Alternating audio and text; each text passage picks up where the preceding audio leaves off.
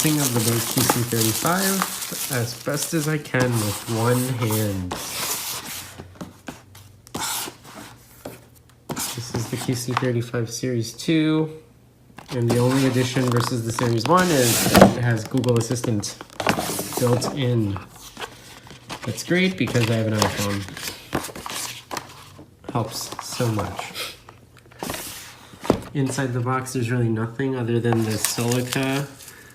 The case, very nice. It's kind of big.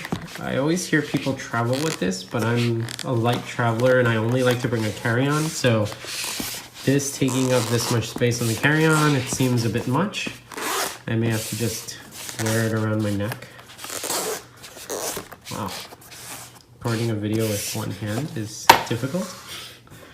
There are the headphones. I got the black, as you can obviously tell. Comes with a 3.5 millimeter cable to a, oh, it seems like a 2.5 on one side. Really small. Anyway, here are the headphones. Very nicely foldable. They look compact, but wow, the case is really large. And let's see how they unfold with one hand. Here they are. Oh, I've had other headphones. I've had the Bowers & Wilkins PX, as well as the Bang & Olufsen H6 and H7, and I have to say these are really light.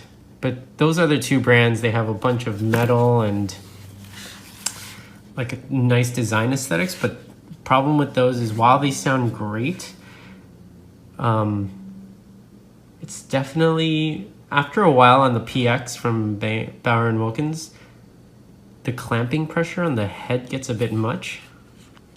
These seem really light. I'm gonna have to try these out further before I say anything, but these have got to be like at least 30 to 40% lighter than the other headphones I have, which is great.